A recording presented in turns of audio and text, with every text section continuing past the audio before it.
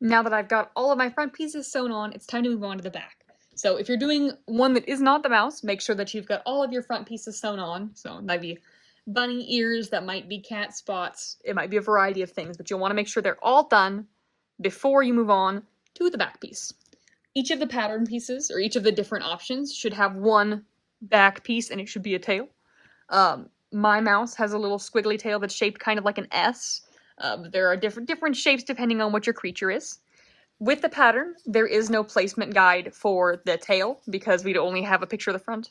So that means it is solely up to our designer vision to decide exactly where we want it. And I think I want it right there, right in the middle of this.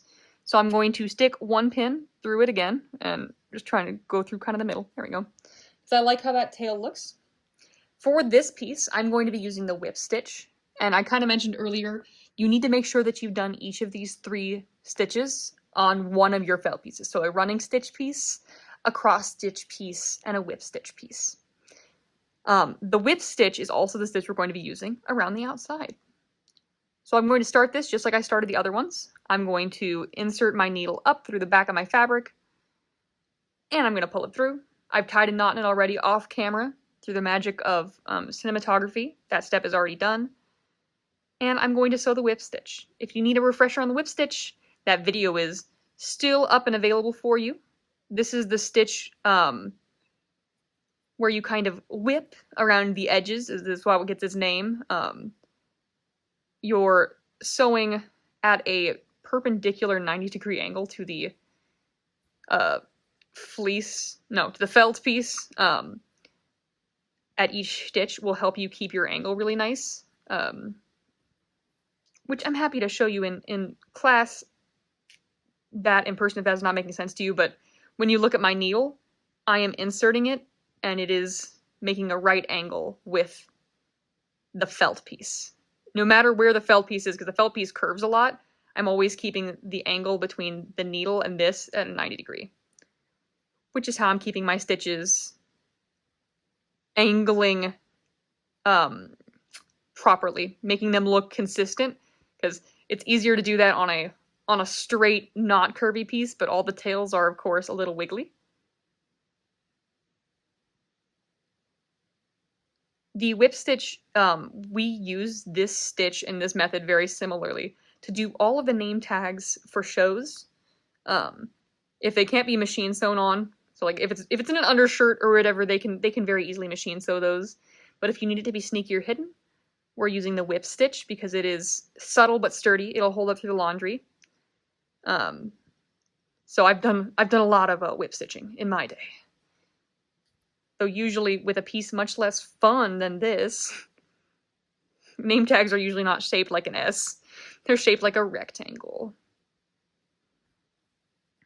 And you're welcome, if you know you're like, yep, I'm good, I'm whip stitching, you can go ahead and pause this video and we will tie everything off the same way we've been tying it off. If you are along for the ride, then welcome. Just going to keep on stitching. And that end pivot, I'm just keeping the exact same angles I've been keeping, not switching anything up to be crazy. Just stitching all the way around.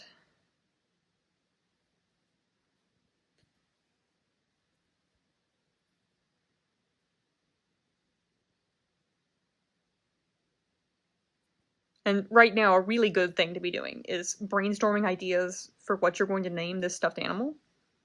Because I'm going to ask. So you're going to want to have a good answer. And by good answer, I just mean something that isn't, I don't know. Because you are bringing this creature into this world. So you gotta have a name picked out. And now if you're trying to ask me right now, Abby, what are you going to name your mouse? Joke's on you. This is a recording. You cannot ask me that. I will reveal the mouse's name at the end of this video series so that you have to keep watching, not just because your grade depends on it, but because you need to know the name of this mouse. This is the kind of stuff you miss if you skip ahead. I mean, respect for the people who do it, but this is the golden content you would not be getting if you didn't watch the whole video. Okie dokie, I'm just about to the end. which is good because I'm running out of whip stitch banter.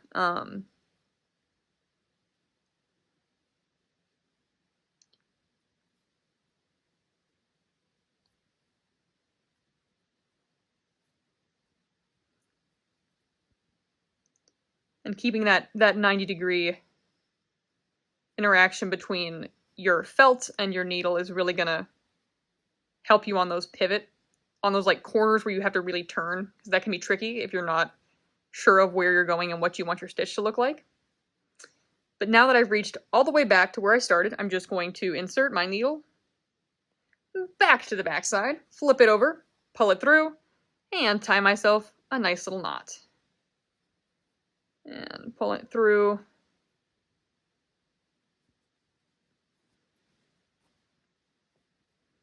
And then I'm going to clip it off. So that is all for my attaching my pieces. So I've got a running stitch one, a cross stitch one, a whip stitch one.